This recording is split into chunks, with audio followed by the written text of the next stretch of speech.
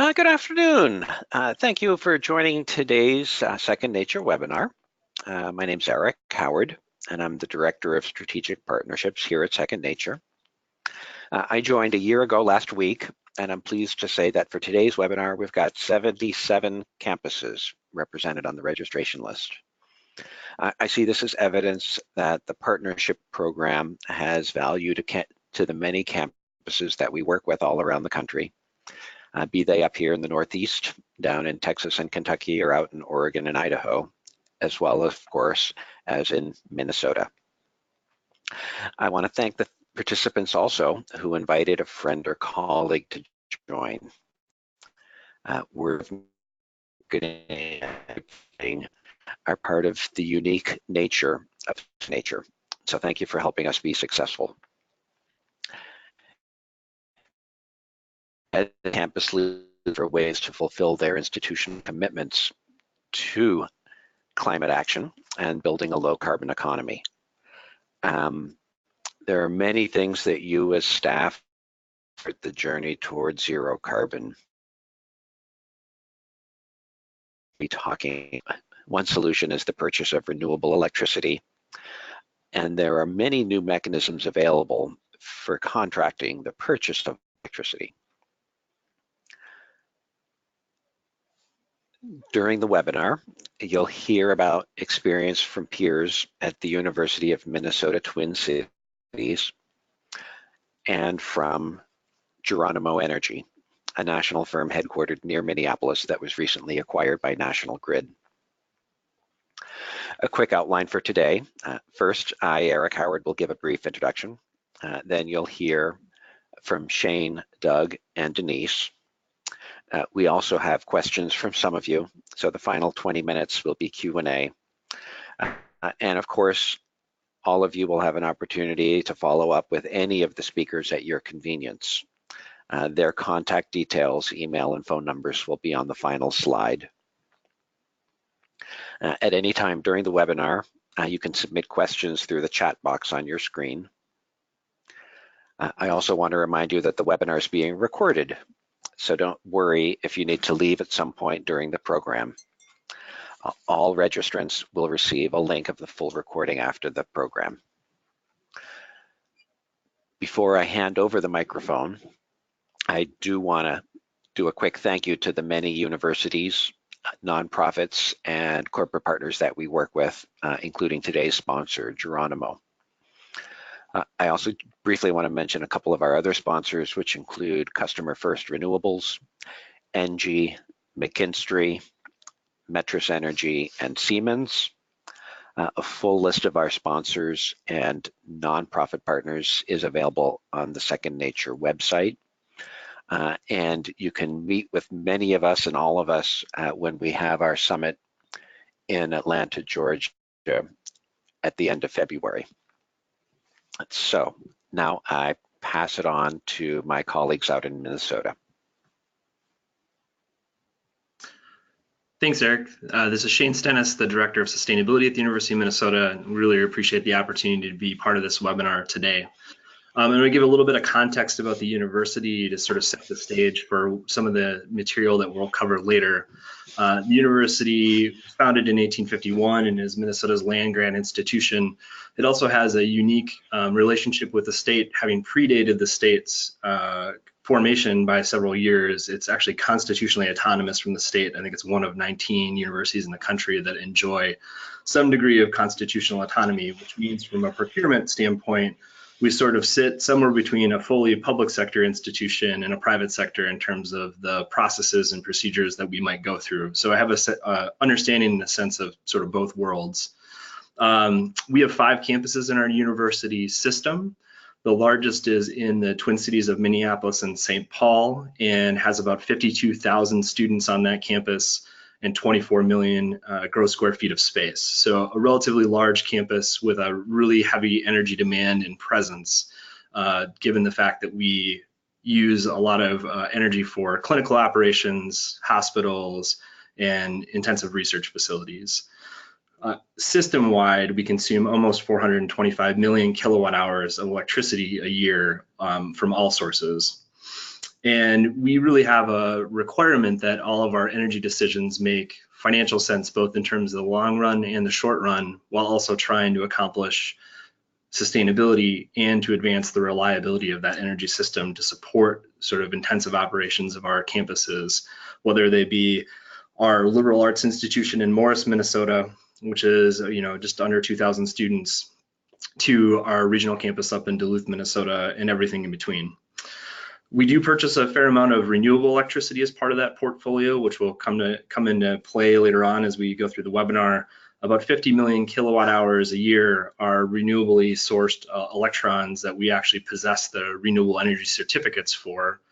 And this includes sort of all types of renewable energy procurement, whether it be on-site PPAs and self-owned, off-site through our utility, through green tariff programs, or offsite through third parties that are very comparable to through virtual power purchase agreements or offsite power purchase agreements, or for our case, predominantly through community solar arrangements. So with that background, I am now going to hand off to Geronimo, who is one of our service providers and we've worked with on community solar gardens. And I believe Doug Wester is going to take over from here. Yeah, thank you, Shane, and thank you everyone for attending the webinar. We're excited to be a part of it. At the last summit with Second Nature, received a lot of questions about virtual PPAs and all the acronyms that surround it, and all the confusion and lots of information to take in. It's a hard world to navigate, so we are excited to just share some basic information, some high-level information that might make it a little bit more approachable for campuses and universities out there. And I'm excited that Denise is here to share more in detail about VPPAs and what they are. But to give you a background on Geronimo, the first and foremost piece about us, Geronimo Energy, based in Minnesota here, we are farmer-friendly, and we started that term because our founder is a farmer from Southwest Minnesota, and started Geronimo back in 2005 when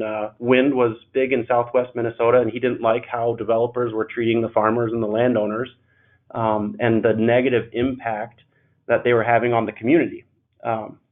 So he started Geronimo, and it spiraled from there into what it is today, but we are still community driven. We have community funds that are based around our large projects. So we build those into the revenue that comes from the large projects, and money goes right back into the community, either into a park or some sort of educational program. So that's first and foremost who Geronimo is. We are farmer friendly and very community based. So you can go next here. And to give you an idea of our platform, we have grown to more than 80 professionals here based across the country. We've developed over 2,400 megawatts of both wind and solar that are currently in operation or under construction right now, and with 70,000 megawatts in the pipeline. And we are growing leaps and bounds, and as Eric mentioned, we're just recently acquired by National Grid. We're on the deregulated side, so we are their renewable arm, if you will.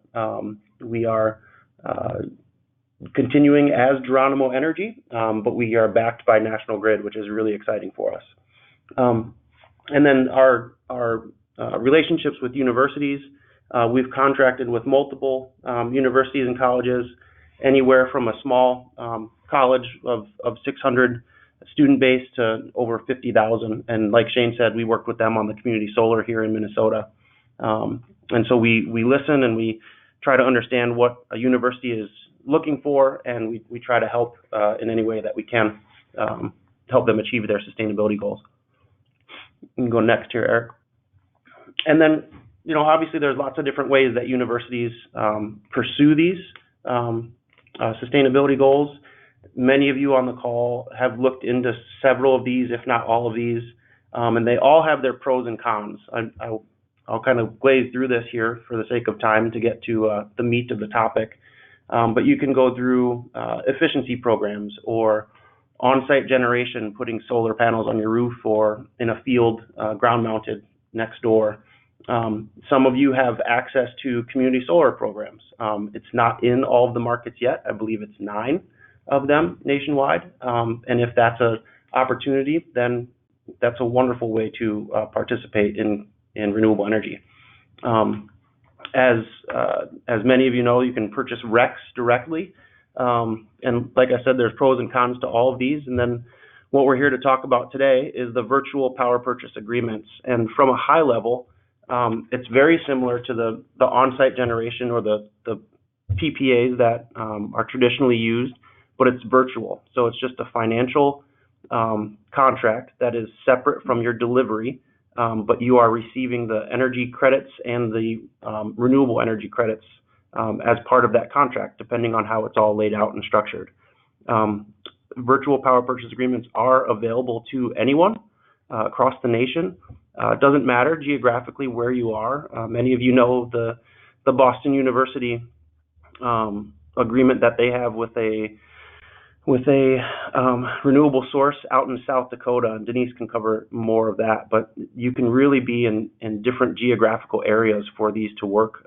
Just depends on how they're structured. So with that, we're going to kind of transition to Denise here. She'll share a little bit more detail. Thanks, Doug. And Doug gave a great overview of the nuances of the virtual PPA.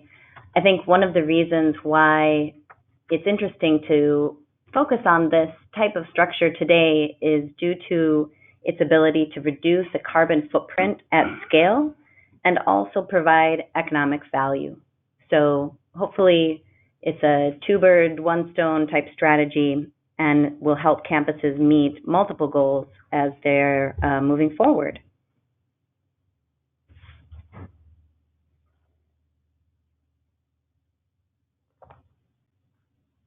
Thanks, Eric. You can go to the next slide. So here what we're seeing on the left is a graph that shows us the global VPPA announcements or off-site procurement announcements over almost basically a 10-year span. And you can see the growth in popularity of this type of renewable energy procurement.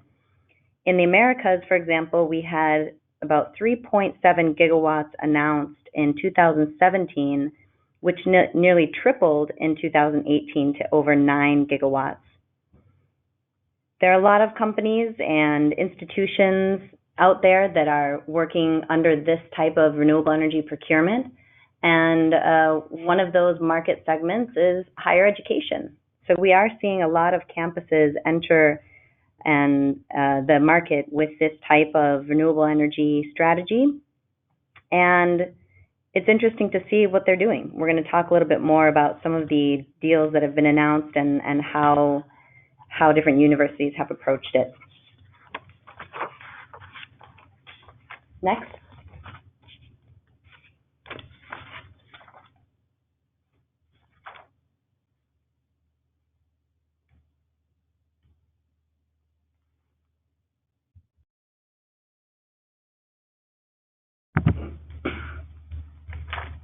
In taking a look at what's going on in the space and discovering why higher education is contracting under the VPPA structure, what we see from our perspective is that campuses want renewable energy that makes economic sense. So one of the biggest reasons is there's no capital investment. The developers and renewable energy asset owners and operators are taking on that capital investment and then making the renewable energy available to campuses.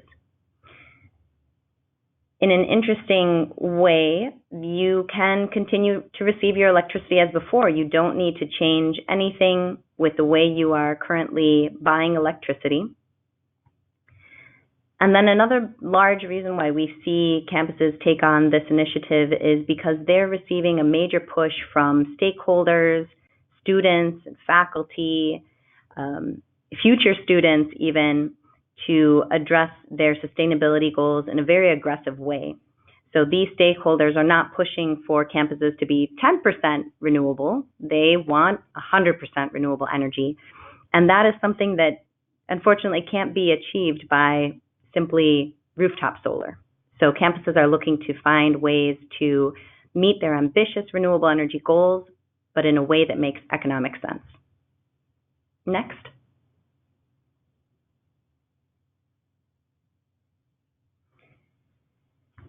It's important to keep in mind also the community impact of renewable energy. So going above and beyond the green electrons and the economic savings, renewable energy projects generate economic and community impact in a way that is significant. A lot of our renewable energy projects are sited in rural communities that are facing hardships, and they can truly benefit from the expanded tax revenue, the local job growth, and local spending. Even our landowners that host these wind farms and solar projects can largely benefit from a diversified income and additional payments for their land.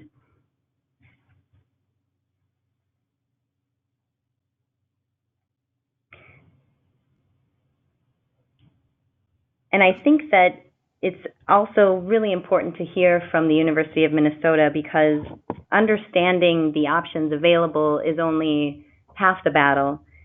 Defining your renewable energy strategy and gaining the internal buy-in for something like a VPPA is not a simple process. So we'll turn it back to Shane, who will walk us through the University of Minnesota's experience. Thanks, Denise and Doug. It is definitely, I think Denise gave a great overview of sort of the why offsite PPAs and virtual PPAs are a compelling option for lots of institutions.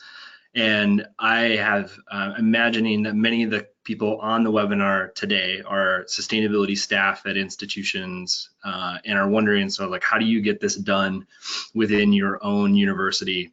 And I think it really boils down, in my experience, to two things. There's lots of different ways we can structure this, but ultimately at the end of the day, it comes down to process and it comes down to having good content. Next slide.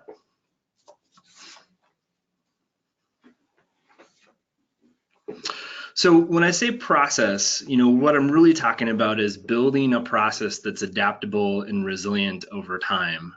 Because you may embark on, I can almost guarantee you're going to embark on a project to procure renewable energy or to even explore the opportunity to procure it.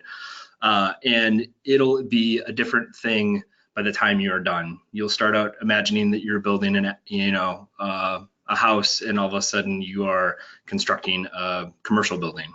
It's that much of a sort of a shift that can happen in the course of a process as you start to investigate your institution's risk tolerance, your institution's financial structure, and sort of what the priorities of different stakeholders are. So you really want to build a process that is adaptable and resilient to change, and can be modified as you need it to go, because you're just not going to be able to predict all the potential directions that it might head.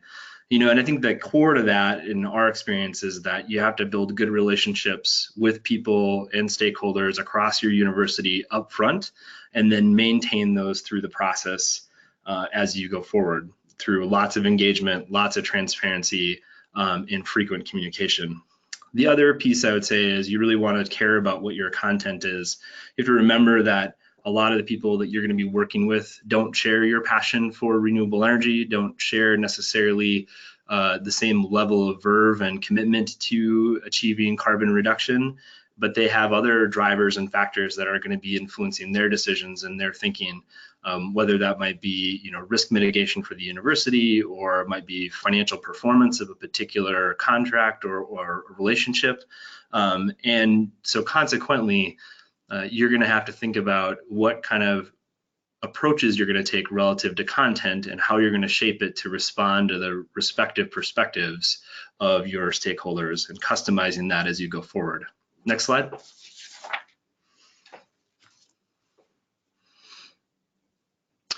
So let me just talk a little bit about sort of process and share an example of our approach as we sort of went forward. So, I think, again, just want to underscore this really at a very high level. I think that regardless of how we've approached renewable energy procurement or sourcing it, for meeting our greenhouse gas emissions reduction goals, the first thing that we've always done is trying to figure out how do we identify and then include stakeholders from a broad spectrum of the institution. The second thing is that we really want to be mindful of, what are the topics that we have to address, and not only that, but what's the best order to address them in.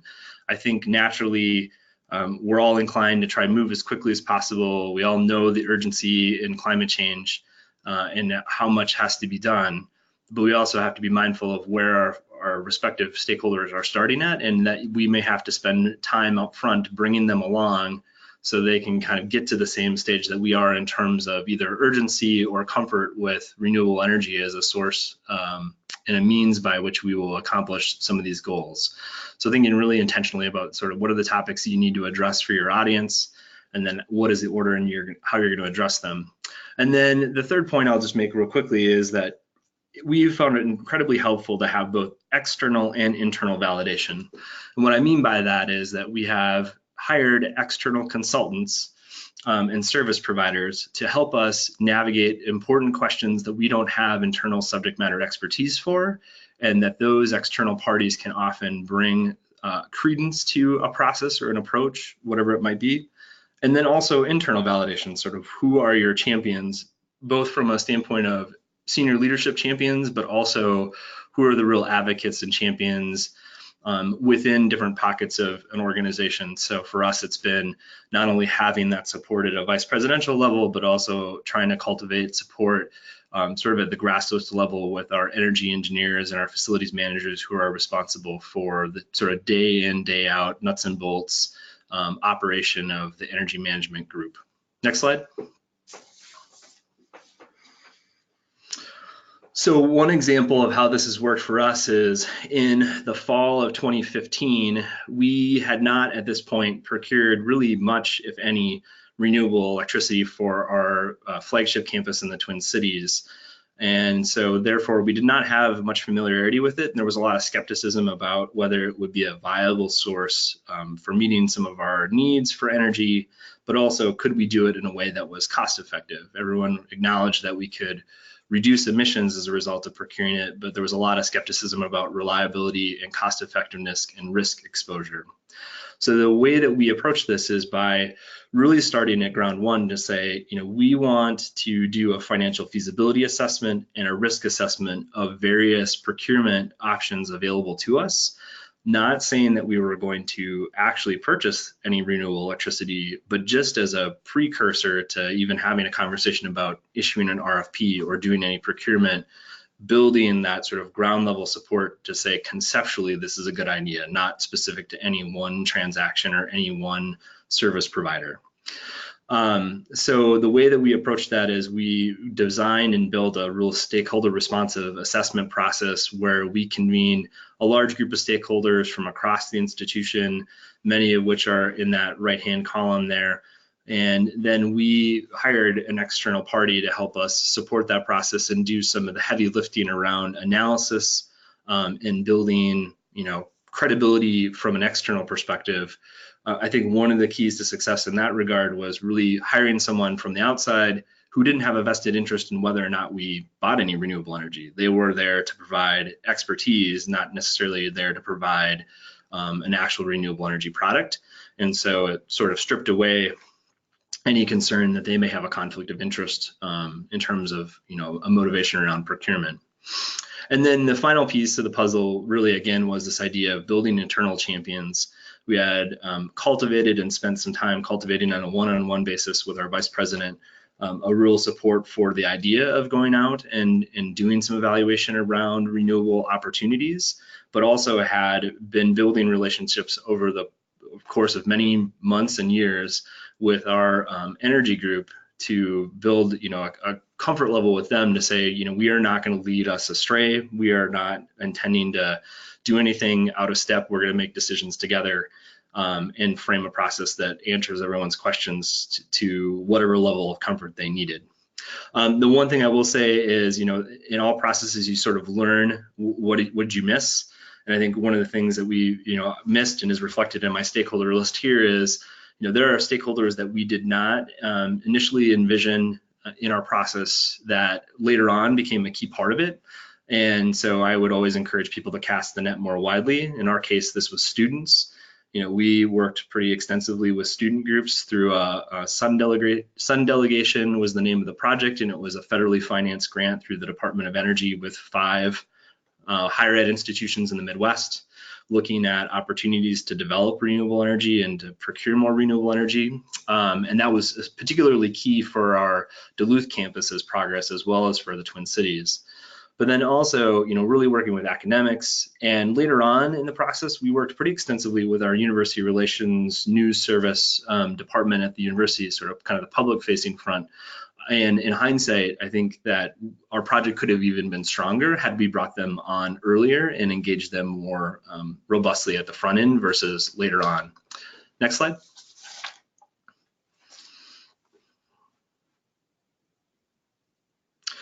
So the one thing I just want to take just a couple minutes on content is, this idea of speaking your audience's language. So I talked earlier about content's really important, and you really want to think a lot about content curation. And for us, as an example, it was about the key to success was about finding an analogy that worked with a broad spectrum of audiences, particularly people who were in decision-making roles relative to purchasing. So in this particular instance, after we had gone through an assessment of financial feasibility and risk assessment, one of the kind of conversation points about why should we purchase renewable energy to meet our emissions goals was it also advances a financial goal. And the analogy we used is, most of the people that we were working with had experience with retirement portfolios because they had one. They had a retirement account where they were saving money to invest for their retirement.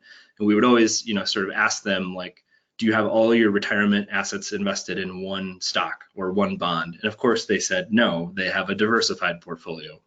And we said, exactly, this is the same approach that we want to use on the energy side for the universities. We really need to diversify our portfolio of suppliers for our energy, our electricity specifically, so we could reduce our risk to financial shocks, to disruption from different sources.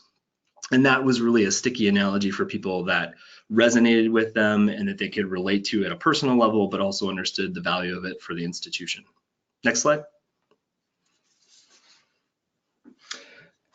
And, good process and good content for us paid off. In 2013, the predominant source of our electricity for the Twin Cities campus, as an example, was coming from our utility, Xcel. And I will say, put a plug in for Xcel. They are a great utility, and I think some of you on the call know that they have announced that they're be moving to carbon neutrality by 2050 and an 80% reduction in carbon emissions by 2030. So this is not a knock against them. This is more, again, a reflection about all of our eggs in one basket. How do we diversify that basket? So within a short period of 5 years, we've taken that number of 93% coming from our utility and cut it down to just over a third. And the remaining portion is really, not based on grid mix. It's coming from different sources, whether it be on campus through cogeneration facility, that's that CHP Southeast Steam Wedge, or on-site solar. Renewable Connect is actually a program through the utility. That's a green tariff-based program where it's that portion of our energy is 100% renewably sourced. And then a big chunk in community solar. And it's really opened the door for us talking about other things, and we're beginning that process of starting to look into bigger offsite transactions, whether it be virtual power purchase agreements, and also other opportunities through the utility to expand that green tariff program. And it's really been a sort of a boon for us in terms of making progress on our emissions reductions, just carbon footprint wise. Over those 5 year window on the screen, we're down 28% in terms of our emissions footprint in that 5 year window alone. So altogether, it's been a huge plus, and we're sort of looking out to the future as an institution and as this group of stakeholders thinking about sort of, that was great, what's next? Where do we go from here, and how do we get that remainder of the carbon footprint from our electricity supply down to zero? And VPPAs, I think, will be a big part of it. So with that, I'm actually going to turn it back over to Denise to talk a little bit about sort of the mechanics of VPPAs and how they work. Thanks, Shane. We're going to talk a little bit, get into the weeds on the virtual power purchase agreement. Eric, feel free to hit to the next slide, which has a very colorful graphic for our viewing pleasure. So this graphic is an interesting one for me particularly. It takes a concept that's relatively complex and says it seems complex based on this graphic, but we will simplify things for you. Everyone, I think, is familiar with the PPA, the Power Purchase Agreement, which is based on the physical delivery of power, as Doug mentioned. The VPPA, by nature, is virtual. That's what the V stands for. And it's a fixed-for-float financial settlement that includes the delivery of the RECS. And we'll go into the fixed-for-float financial settlement on the next slide. I think the important thing to know is that the RECS from the renewable energy project will be delivered to the university or the campus. And the important thing is you can have those delivered to you from a renewable energy project that is located off-site. So why is that unique or important? If you are able to procure renewable energy in from an off-site location, you will likely be able to achieve scale. And you're also going to be able to achieve better savings or economic value because you will be procuring renewable energy where it makes sense, either because it's at scale or it's because it's located where the wind blows or where the sun shines. The other thing that's interesting about this off-site option is that just because you are in a regulated state, if your campus is located in a regulated state or a market that does not have an independent system operator like MISO or PJM or SPP, these are all market operators, it does not prohibit you from entering a VPPA. You can still do it. There may be pros and cons to that approach, but it doesn't eliminate the option. So we talked a little bit about universities and what we've seen. What are the projects or how have they approached the strategy?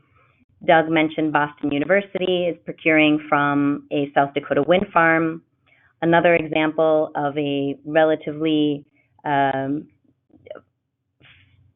further out off-site location would be MIT, which is procuring solar from a solar farm in North Carolina. Again, you can see where the wind blows, where the sun shines. And then you have two examples of universities that have procured renewable energy locally in the same state where they have campuses. So the University of Oklahoma has signed on to an off-site wind farm in the state of Oklahoma, and Stanford has signed on to solar energy in the state of California. So it just depends on where you're located, what makes sense for you, what are the resources that are available to you, and where can you find the best economic value. So if we move on to the next slide, we can take a look at how the fixed for float financial settlement actually works.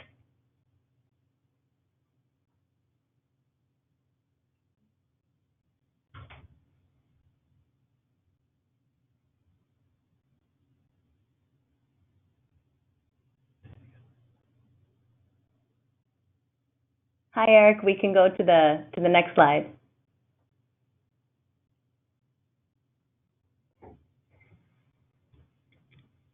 So under a virtual PPA, we will establish a strike price, which is a price that is fixed in nature. It's a price that's known because it's based on the investment that a developer or an asset owner needs to make in the project to make sure that the project receives the revenues over a period of time to hit the return on investment.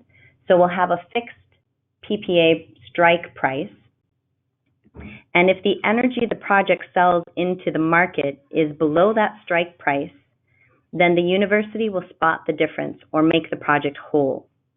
Just the difference between the market electricity price and the strike price. If the market price is above the strike price, then the project will send the excess revenue to the university.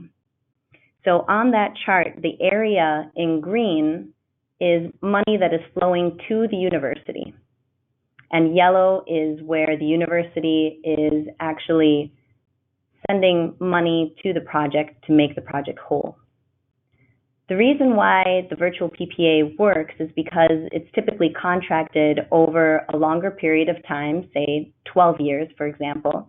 And over the term of the contract, the majority of the area should be in the green. You should be in the money and receiving revenue from the project. Oftentimes when we talk about the VPPA, we don't talk about revenue, we talk about savings. And how that works is the institution will typically take that revenue and apply it to their electricity bill for their standard supply of electricity as savings. So it works like an electricity hedge and allows you to insulate yourself from the risk of increasing electricity prices where you normally procure electricity. Next slide.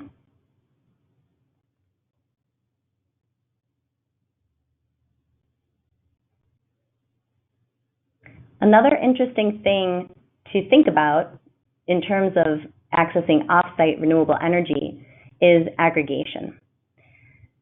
So as one campus, you may not have enough load to take down an entire wind farm. Luckily, aggregation is a growing trend that we are seeing in the industry across all types of buyers.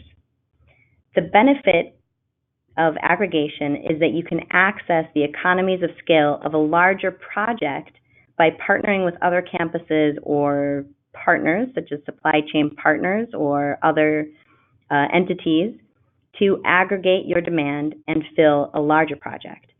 So this is something we are seeing more and more in the space. There are lots of different ways to aggregate. And I think it's important to note that the different parties that come together under an aggregation don't necessarily have to sign the exact same contract. There may be benefits to streamlining the process in that way, but it's not a requirement. And I think that aggregation is one of the key ways that folks take a look at diversifying their risk as well. So even if they do have a very high load, oftentimes they choose to aggregate in order to make sure that, as we had Shane point out, make sure that all of their eggs are not in the same basket, but rather across multiple different projects.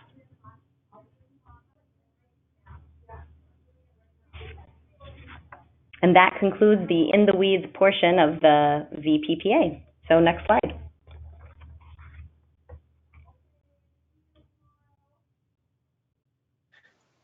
Okay, thank you so very much. Now we've come to the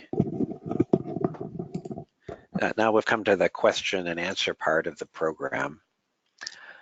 I think the first question that I've got here that was submitted prior relates to how much the campus stakeholders need to know before they issue an RFP.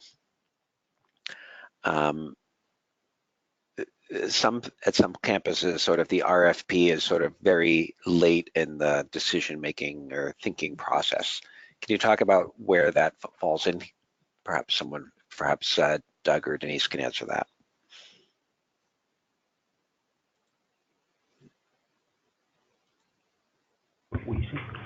So from our perspective, and I'm sure Shane has some comments to add to this as well, I think it is helpful for the stakeholders to understand first of all, the variety of options that are available so that they've already understood and determined why they're going down a certain path, first and foremost, and aligned on that matter.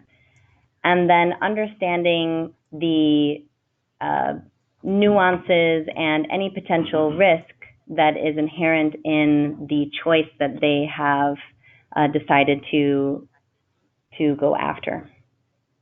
So oftentimes you do see in our space that RFPs are launched, and as the process moves forward, sometimes you hit a wall because not all of the stakeholders had been informed of the strategy or understood all of the nuances of that particular strategy in advance. Yeah, this is Shane. I would just echo that, and I would say it depends a little bit about which stakeholders. So some stakeholders will need to be very well versed in the structure and the model and how the mechanics of it and how it works, and very comfortable with the risk parameters around it before you even head out to RFP. And others will need to have cursory understanding, and still others will probably need really no understanding of the mechanics of the actual structure prior to the RFP, and may just need to know later. So, and I would count for us anyway, as an example, I imagine a lot of institutions for a purchase of this magnitude, they would have to bring it to their governing board of some sort, board of trustees, board of regents, whatever you have.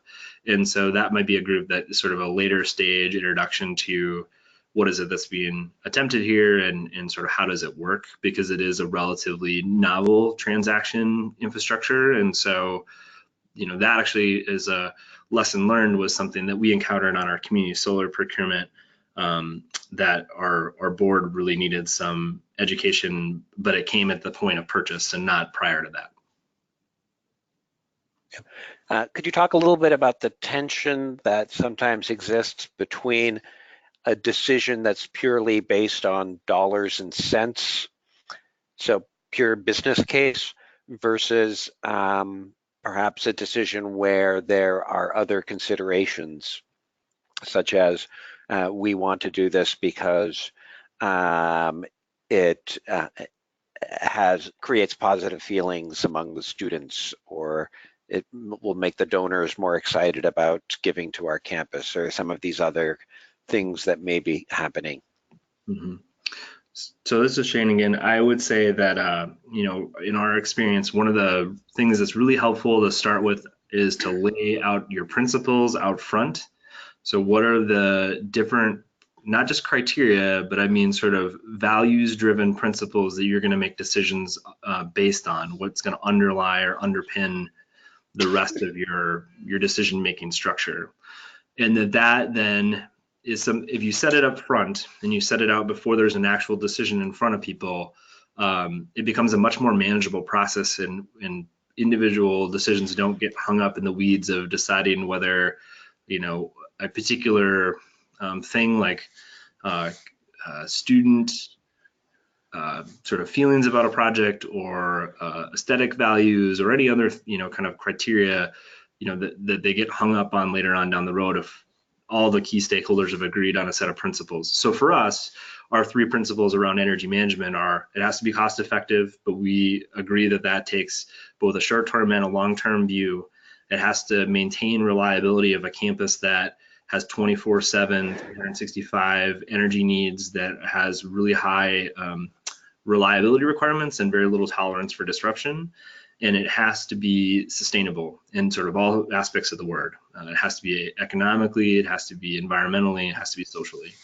So that set of guiding principles informs all of our choices around it. And I think that helps negate sort of conflicts down the road. Do we have, disagreements or conversations around what do we mean when we say something, or, what, does a particular decision adhere to or hew to those principles? Absolutely. But it does give us a framework to have that discussion in.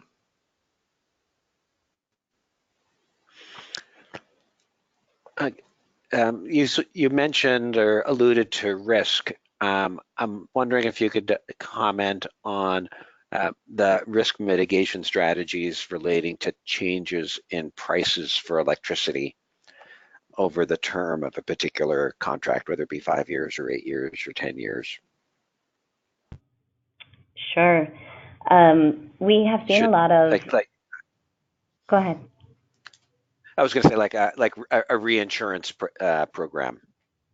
Okay, sure, absolutely. So we've seen a lot of creativity and innovation in the contracting space for virtual PPAs. One thing that has become relatively standard and relatively cost-effective is to set a floor on the settlement floating price. So in other words, if the market price, the floating price, reaches zero or even goes negative, then we do not settle. So there's no settlement exchanged. And that helps avoid some, downside uncertainty and insulate the campus from any sort of crazy market dynamics that might send pricing into negative numbers. So, there are things like that you can work into a contract that, again, any type of risk mitigation strategy has a cost. And this is one, for example, that usually is completely affordable solution. You do have a lot of insurance companies that are innovating in the space as well, and they are able to provide products that can protect against shape risk, volume risk, things like this that are common because we're working in renewable energy and energy is intermittent. And those insurance products would be provided by a third party, and they have a cost as well. And all of this innovation is occurring because we want to accelerate the adoption of renewables, and we want to make this model more accessible to all different types of risk tolerances.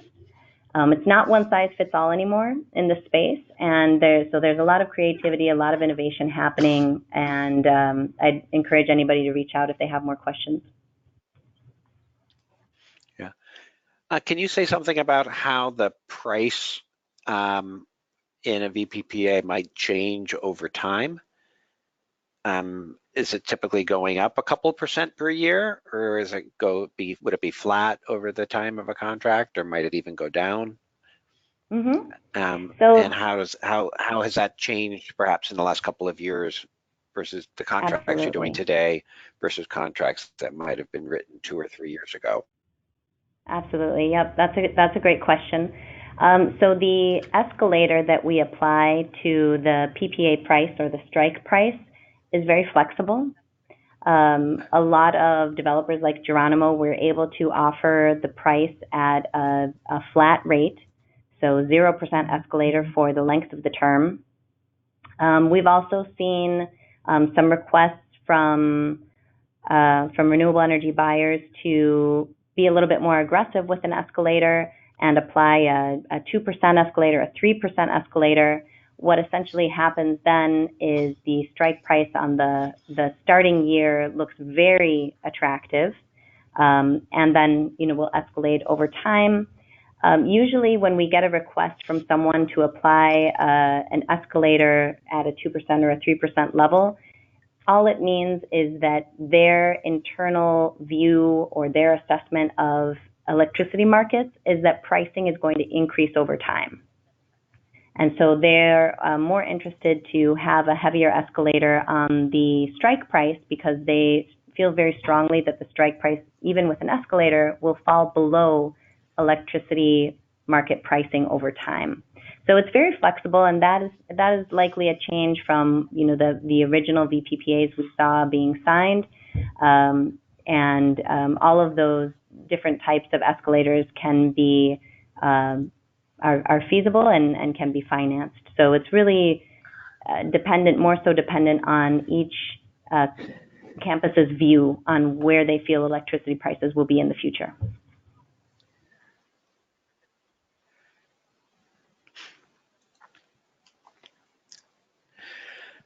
Since the University of Minnesota has a couple of different campuses, Shane, perhaps you can talk a little bit about how a portfolio is aggregated across a couple of different campuses and what's the role of the needs for electricity at those satellite campuses. Mm-hmm. Yeah, so currently we don't aggregate our portfolio across the campuses. Each of our campuses exists as its own separate business concern with its own separate sort of balance sheet and has kind of its own revenue streams. So the answer to that, your question, sort of the short version of this is we don't currently.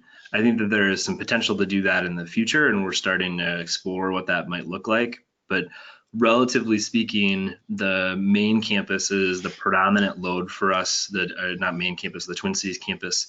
It is roughly 360 to 380 million kilowatt hours of electricity consumption a year, and then the remaining campuses are another about 65 on top of that. So it really is the lion's share of the consumption, and it consequently swings, even with diversification across a portfolio, swings the values pretty significantly depending on what's going on that Twin Cities campus.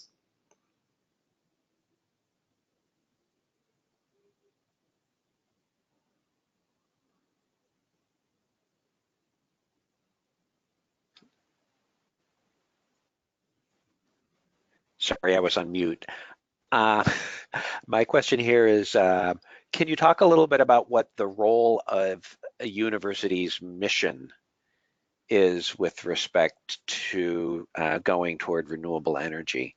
So for Geronimo, have you found that some universities or some campuses have renewable energy as part of their mission statement or as part of a very active campus energy plan or campus sustainability plan? And how does that affect their openness to issuing an RFP and doing a contract? Sure, this is Doug, and I think we've seen both when we work with universities or listen to their stories. Shane said it right when he talked about the different stakeholders, that you have to speak their language. Some folks that we speak to are, their language is financial, and they're looking for energy hedge, or they're looking for savings, some way to be able to afford more professors or different classes, or really just a different mechanism of creating revenue or saving money. Some language that resonates with other stakeholders are educational type of things. How can we involve ourselves with a renewable project that there's educational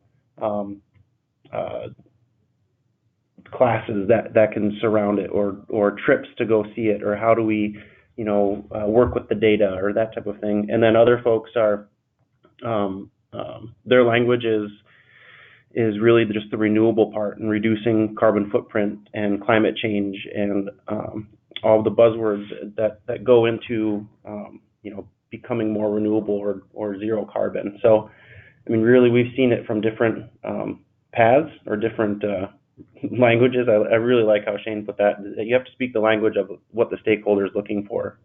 So with the mission of the university or the college, I think that kind of helps figure out what language they're speaking, and really that rolls all the way up to the top leadership of the university. And just to add on, this is Shane again, add on to what Doug had said, we actually have a campus in our system at the University of Minnesota Morris that one of their mission statements and mottos is to provide a renewable, sustainable education. So sustainability and renewable energy has become really a core focus for them, and they've in the process developed 2 on-site wind turbines to meet some of their energy needs. They've built out on-site solar, and they are really working actively on sort of how do they procure more renewable energy and more renewable electricity to meet their campus's needs. And so it definitely becomes a key part of that. That mission really informs the drive for making these choices around how do they get energy to supply their needs and where does it come from. And then it also becomes part of the educational and research experience for students. So a lot of students and faculty work hand in hand with the energy management staff and the engineers and the operators to explore new opportunities and learn more about the systems that have been put in place already. Yeah, thanks so much. I fully agree about the need to know what your stakeholders are interested in. And so I'm going to put in a plug right now. In about an hour from now, you'll get an email from us with the link to the webinar if you want to watch it a second time. But also in that email should be a link to a quick online survey. And if you could just spend 5 minutes on that survey, it'll help the folks here at Second Nature as we design our future webinars going forward.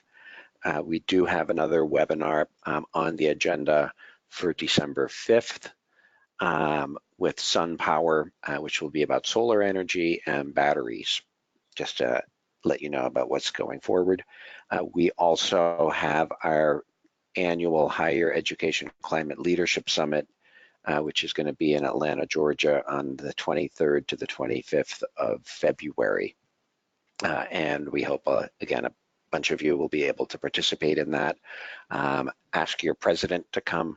We probably have 40 to 50 presidents of campuses or chancellors of campuses at that program, as well as the chief financial officers, sustainability directors, facility managers. The last quick question, because we're almost up. This conversation was about virtual PPAs. Wondering if you could say a little bit about virtual RECS or RPS RECS as the last question for the day. Sure, I can provide some color on that. There are lots of different ways in which RECS can be procured. I think the most common way is simply to procure unbundled RECS or national green e-RECS. Under that type of procurement, you are receiving the RECS. It typically creates a cost center because there are no savings attached to those RECS, but rather a cost. And then it's difficult to say exactly where the RECS are coming from. You can say, you won't have pointing rights, quote unquote, to say my renewable energy is coming from this particular project. Another thing that we've seen in the space is procuring RECS from a specific project. So just signing up to a REC agreement from a solar or wind farm gives you the rights to those RECS. The most common instances of this are typically REC programs or REC auctions run by state agencies, but it is something that's available, and if it makes sense for the project and makes economic sense, it can be done with any interested entity. So RECS are one of the mechanisms to reduce your carbon footprint, definitely available in a lot of different structures. So the two examples would be the unbundled RECS, very common, very standard, and the project-specific REC agreement. Yeah, I did get one more question, which I think is actually very relevant and good as a closing question, which is for Shane. And that's what made the university start the process of purchasing renewables in 2013? Was it someone in the sustainability facilities office, or was it someone higher up? It was mostly coming out of our sustainability and facilities group. Yeah. So that's where it really originated from, but with support from a senior leadership champion. And where was that senior leadership champion sitting? Vice president for university services. So that's sort of an overarching operational group for us that includes things like housing and dining and public safety, but also facilities. So it's, someone at that higher level that reports to the president, but also has, operational oversight. Okay, so it was not coming from finance. It wasn't, but we have a real decentralized model at the University of Minnesota where we have embedded finance staff in our units. And so there's actually a group that provides finance services for our utilities organization. And they were there hand in hand in that conversation and were supportive of the concept as well as we went through it. and mainly were to the, not to beat a dead horse, but the stakeholder conversation again, from their lens, it's like, how is this going to affect our cost structure?